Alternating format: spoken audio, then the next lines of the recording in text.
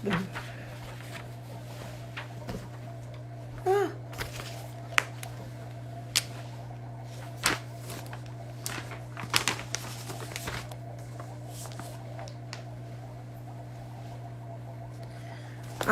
malam.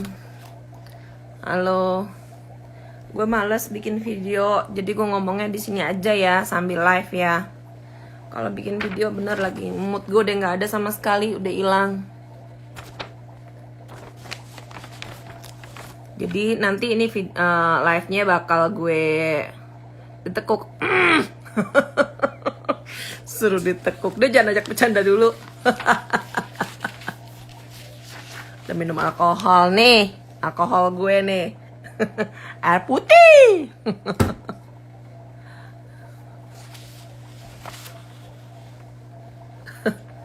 Gue live aja ya, nanti live-nya gue save deh. Jadi gini, itu kan banyak buruh. Kita ngomongnya dari awal dulu ya. Ini pertama kan RUU ya, Omnibus Law. Iya nih gue mau bahas Omnibus Law. Ntar abis ini videonya gue save biar lu pada denger ya. Yang jadi poin utama ya, orang kita tuh apa? Males baca. Udah dijelasin berkali-kali dari waktu masih bentuknya itu masih bentuk RUU. Waktu masih bentuk RUU udah dijelasin berkali-kali, nggak mau pada baca. Tapi kok giliran dijejelin hoax, pada kenceng. Ya kan? Itu penyakitnya orang kita. Dari RUU itu orang-orang yang ada di DPR juga mereka kan sebetulnya ngerti semua. Bisa ngejelasin. Dan udah dijelasin. Tapi lo lihat, begitu dirubah jadi undang-undang pun ditetapin, yang gak setuju partai siapa? Demokrat sama PKS. Partai Demokrat, salah satu bupatinya dari Partai Demokrat ada di daerah industri loh. Dia gak bisa jelasin. Gak bisa jelasin dia sama orang-orang buruh yang ada di sana. Kan emang sengaja ngadi-ngadi mau bikin keributan di negara kita ini. Kalau udah jadi UU, mau ribut ke DPR pun percuma. Namanya berisikin pepesan kosong. Kalau udah jadi undang-undang, kalau dia mau ributnya bukan ke DPR, tapi ributnya ke MK. Cuma bisa ke situ. Tapi yang bikin gue lebih ketawa lagi, yang mereka ributin tuh bener-bener pepesan kosong. Karena yang mereka tuntut justru jeleknya di situ ya, orang kita tuh males baca. Itu doang poinnya sih. Males baca. Berkali-kali di-up, ya kan? Gue udah males nge-upnya karena apa? Bukan apa ya. Karena gue tahu yang namanya buruh tuh banyak. Maaf ya, ini gue kasih tahu sekali lagi. Buruh tuh kadang-kadang mereka harus nurut sama ormas setempat. Ya, kalau nggak nurut sama ormas setempat, nanti mereka diberhentiin dari pabrik. Jadi yang ormas-ormas inilah yang suka jual beli manusia. Kasarnya tuh kayak gitu. Entah dari ormas, orang dimasukin ke pabrik. Entah kalau giran mau demo, itu orang kagak mau ikut. Nanti biar dibikin supaya dipecat dari itu pabrik. Itu udah mainannya orang-orang ormas-ormas. Dari dulu, udah dari zaman dulu. Mereka mikir nggak dengan kayak begini? Investor malas bikin pabrik di Indonesia. Udah berapa banyak pabrik-pabrik yang akhirnya pindah ke Vietnam, pindah ke Thailand. Karena apa? Terus kalau dia kayak begitu hilang lagi lapangan pekerjaan. Ntar kalau dia kayak begitu yang dituntut pemerintah lagi, mana lapangan pekerjaan. Nah lo yang pada bikin investor kabur, tolol pada. Nih, mereka bilang uang pesangon akan dihilangkan. Kata siapa? Faktanya uang pesangon tetap ada. Bab keempat ketenaga kerjaan pasal 89 tentang perubahan terhadap pasal 156 ayat 1 Undang-Undang 13 tahun 2003. Dalam hal terjadi pemutusan hubungan kerja, pengusaha wajib membayar uang pesangon dan strip atau uang penghargaan masa kerja. Ada itu, undang-undangnya ada, udah jelas. Nggak ada yang dihapus. Kemudian 2, bener nggak UMP, UMK, UMSP dihapus? Ya enggak. Faktanya, upah minimum regional UMR tetap ada. Sekali lagi ya, UMR tetap ada. Tentang perubahan terhadap pasal 88C Undang-Undang 13 tahun 2003 ayat 1. Gubernur menetapkan upah minimum sebagai jaring pengamanan. Ayat 2. Upah minimum sebagaimana dimaksud pada ayat 1 merupakan upah minimum provinsi. Ya. Dah. Terus, bener nggak sih upah buruh dihitung per jam? Faktanya enggak.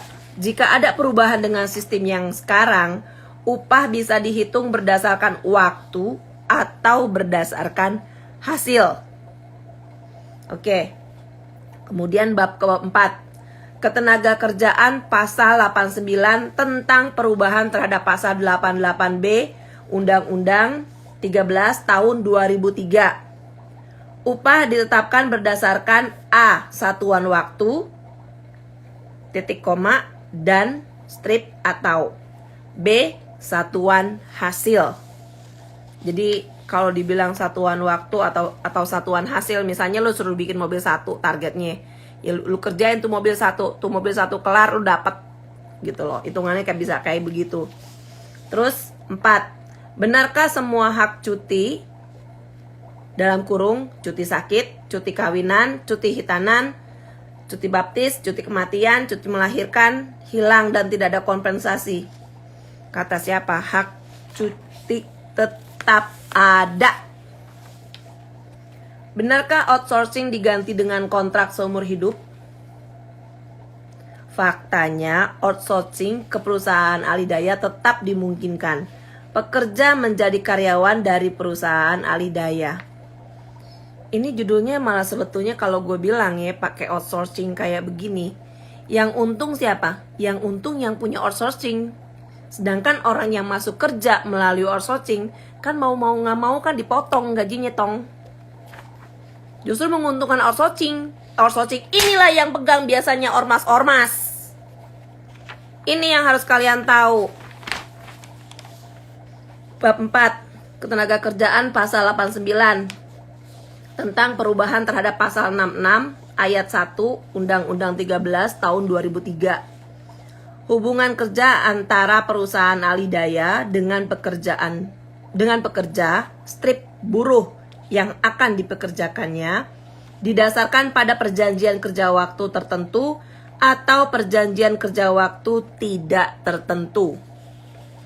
Terus 6, benarkah tidak ada status karyawan tetap? Faktanya masih ada karyawan tetap sampai saat ini. Ya, nanti aku save ini videonya. Bab 4, ketenaga kerjaan pasal 89 tentang perubahan pasal 86 Undang-Undang 13 tahun 2003. 1. Perjanjian kerja dibuat untuk waktu tertentu atau untuk waktu tidak tertentu. Ya, nanti di save kak. 7. Apakah perusahaan bisa mem-PHK kapanpun secara sepihak? Faktanya perusahaan tidak bisa mem-PHK secara sepihak. Bab 4, ketenaga kerjaan pasal 90 tentang perubahan terhadap pasal 151 Undang-Undang 13 tahun 2003. Ayat 1. Pemutusan hubungan kerja dilaksanakan berdasarkan kesepakatan antara pengusaha dengan pekerja atau buruh. 2. Dalam hal kesepakatan sebagaimana dimaksud pada ayat 1, tidak tercapai penyelesaian pemutusan hubungan kerja dilakukan melalui prosedur penyelesaian perselisihan hubungan industrial sesuai dengan ketentuan peraturan perundang-undangan. Ngomong pebelepotan, ntar dulu. Iya,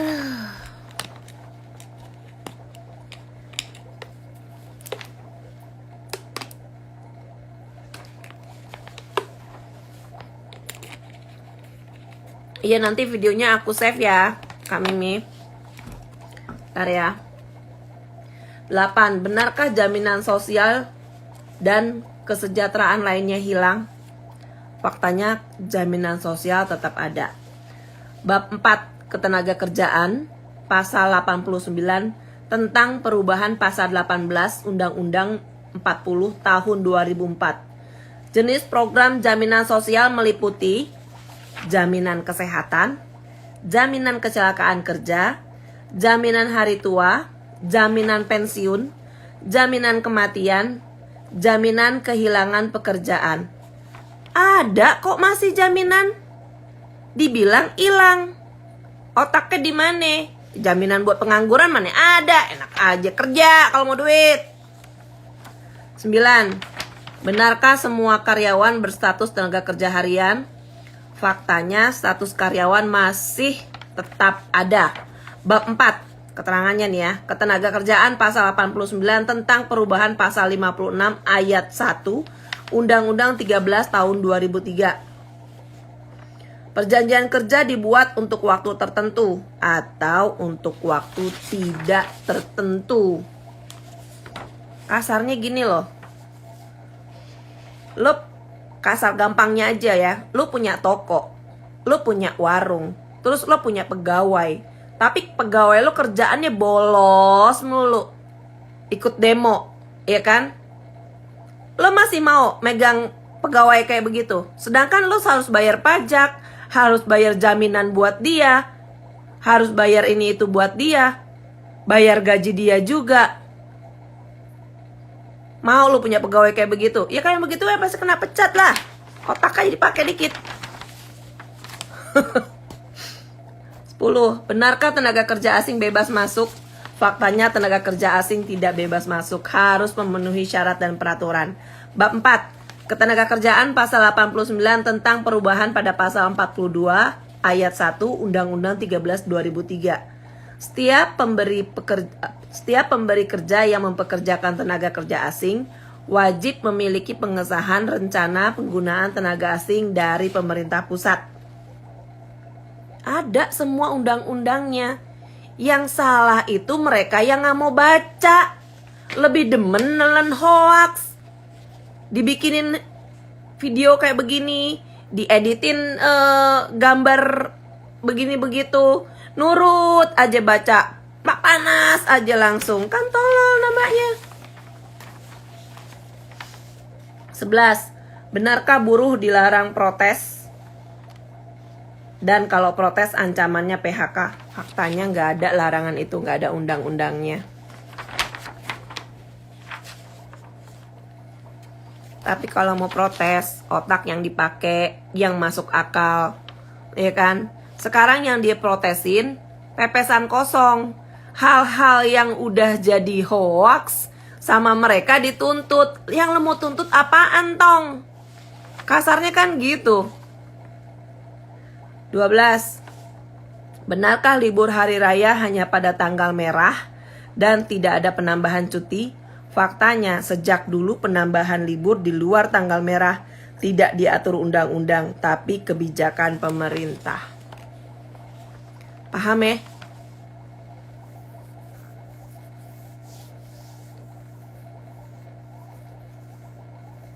Pos UU yang asli kak. Ya lo tinggal googling lo.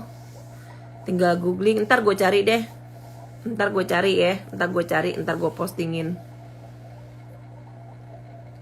Kalau posting gue masih mau deh. Kalau bikin video lah, mood gue lagi belum lagi males.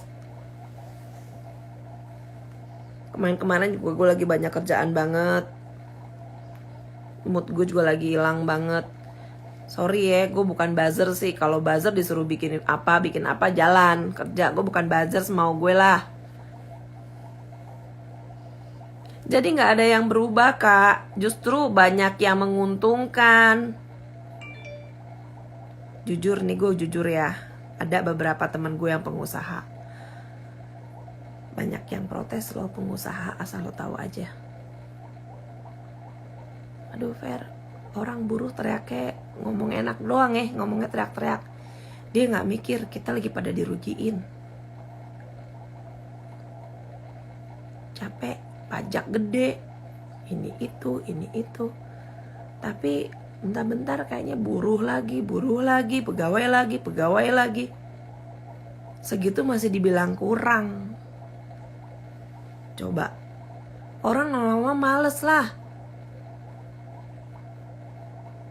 Lo cek deh, ada berapa sih pabrik orang Jepang yang pindah ke Vietnam, yang pindah ke Thailand, yang tadinya punya pabrik spare part di Cikarang, atau Korea. Udah berapa banyak yang pindah? Karena apa? Bentar-bentar buruhnya demo. Nih yang gerakin demo juga yang ada duitnya. Gatot juga gak punya otak, gak punya harga diri. Jenderal udah gak kepake, jenderal basi.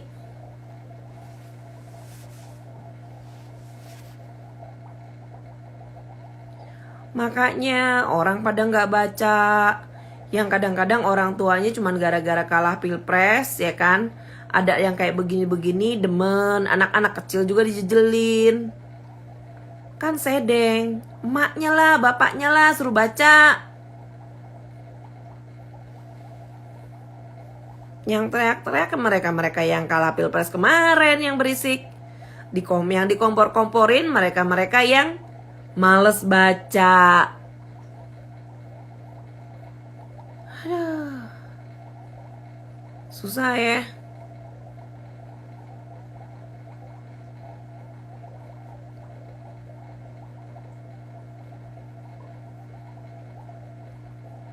Yang gak setuju ini jadi undang-undang siapa coba? Demokrat. Tadi gue bilang apa poinnya? Outsourcing ya. Yang untung di sini malah outsourcing. Lo mau tahu outsourcing itu dibikinnya di eranya siapa? Di eranya SBY.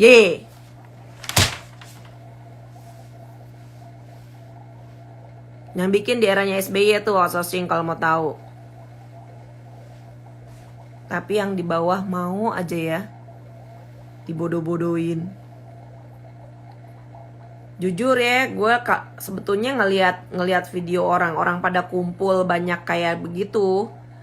Gue jujur di sini gue kecewa sama Kepolisian Republik Indonesia. Kenapa gue bilang kecewa sama Kepolisian Republik Indonesia? Punya water cannon, kenapa nggak disiram? Itu kan bikin klaster COVID lagi, lebih banyak lagi. Mau ditaruh rumah sakit mana lagi ntar kalau tambah pasien? Gak kesian apa sama dokter sama perawat yang terus-terusan kerja? Siram pakai water cannon. Takut dibilang pelanggaran HAM. Bukan pelanggaran HAM ini. Yang melanggar HAM justru mereka. Berkumpul kayak begitu. Mereka lah yang justru melanggar HAM. Gak bisa jaga kesehatan semuanya. Yang demo itu loh yang melanggar HAM. Siramlah pakai water cannon.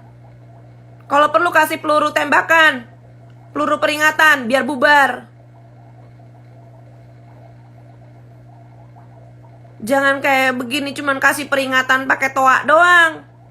Nggak kekejar orang segitu banyak. Siram pakai water cannon, pakai disinfektan. Nggak ada duit apa? Water cannon isi pakai disinfektan. Kalau perlu kasih air tinja sekalian.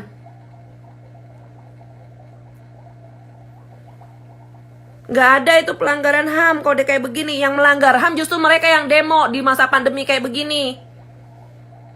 Masa pandemi kok demo? Otaknya pada nggak jalan. Ntar pulang bawa COVID buat keluarganya tuh. Otaknya pada dipakai nggak tuh mereka?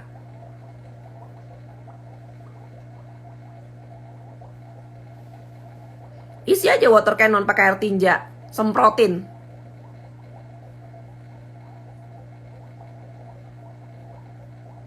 Kalau nggak ada duit buat pakai air disinfektan. Pesangon ada, nggak ada pesangon tuh dihapus tuh, itu hoax. Pesangon itu tetap ada undang-undangnya. Nih, uang pesangon tetap ada. Dengerin ya. Ketenagakerjaan pasal 89 tentang perubahan terhadap pasal 156 ayat 1 Undang-Undang 13 tahun 2003. Dalam hal terjadi pemutusan hubungan kerja, pengusaha wajib membayar uang pesangon dan atau uang penghargaan masa kerja. Cari undang-undangnya ya, lu catat ya. Undang-undang, dulu gue keselak.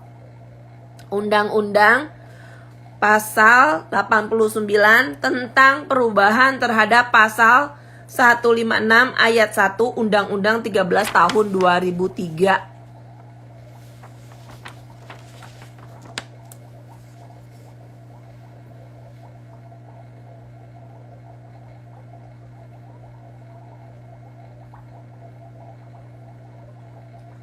Kayak gitu, kasih tahu sama temen-temennya. Kalau males baca, cari dulu info lagi. Gue banyak loh ngeliat hari ini. Terus sini video lamanya si Said dimunculin, yang ketua buruh ya. Terus nggak lama kemudian bisa gue buka nggak ya di sini ya? Adanya di sini lagi.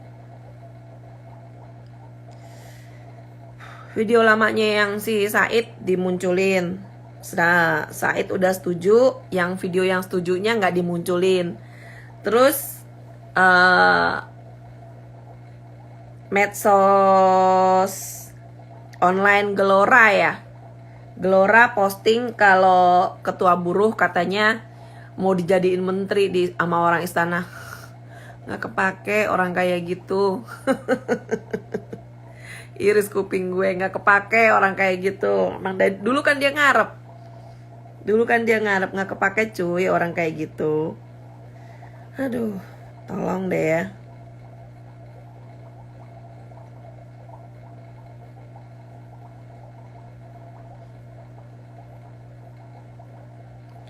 Mana ya? Ini juga nih. Ketawa lo gue baca ini ya, sumpah ya Allah Tuhan, la ilaha illallah. Kok bodoh-bodoh amat sih. Hati-hati kalau Omnibus Law jadi kamu tidak kuliah lagi. Apa urusannya sama mahasiswa coba?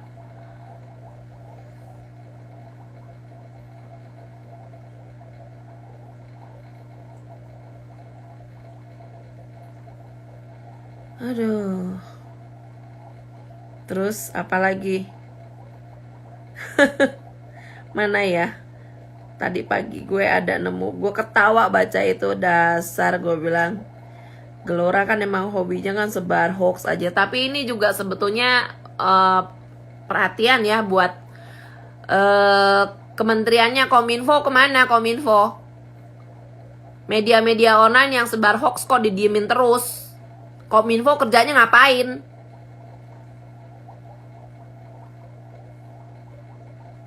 Enek aja gue. Negara dibikin panas terus lagi kayak begini loh. Orang lagi pada berusaha gimana caranya biar bisa stop. Negara lain bisa tuh adem. Kerjasama semua.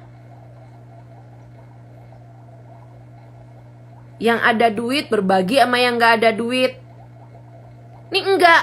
Yang ada duit sibuk beli Brompton, sibuk beli janda bolong. Kan tolol. Hak dia sih, duit dia sih. Rakyat lagi kayak begini loh. Banyak orang yang bangkrut. Mboknya ditahan dulu deh beli kayak gitu-gituan. Gegaya banget sih. Berbagi lagi sama yang gak punya untuk sementara. Tapi yang gak punya bukan artinya jadi pemalas juga.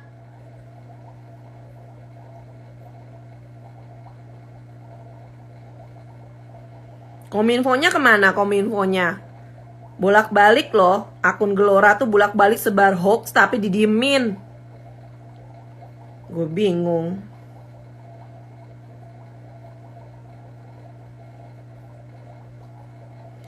Nggak ngerti gue sama orang Indonesia. Dulu kayak begitu, Batu Akik rame, mahal. Brompton. Brompton namanya kan nama gereja. Orang berjenggot, sibuk, gaya, naik Brompton.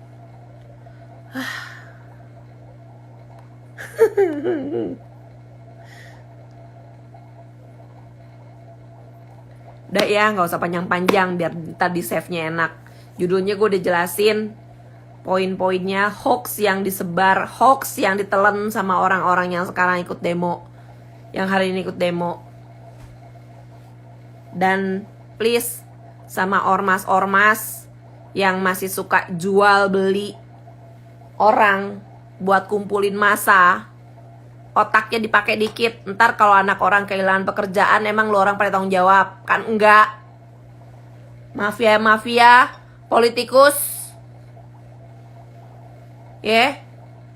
yang bolak-balik ngumpulin orang-orang kayak begitu, mikir dikit otak lo. Ntar kalau anak orang kehilangan pekerjaan, emang lo kasih kerjaan ke mereka? Kan enggak.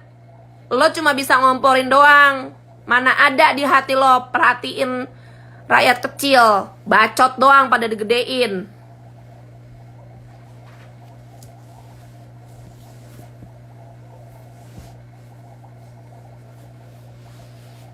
Mafia-mafia ormas yang suka jual beli pasukan demo. Mafia-mafia politikus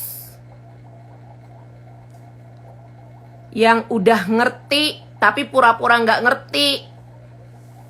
Siapa tuh? Dua partai yang walk out, Demokrat sama PKS.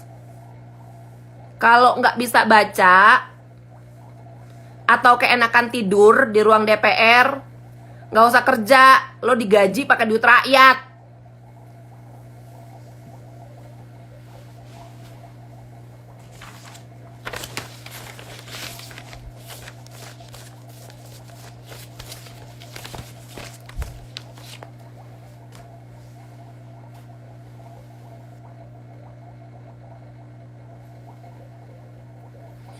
Udah ya, gue mau istirahat dulu. Yang penting poin-poinnya, urusan undang-undangnya udah gue jelasin.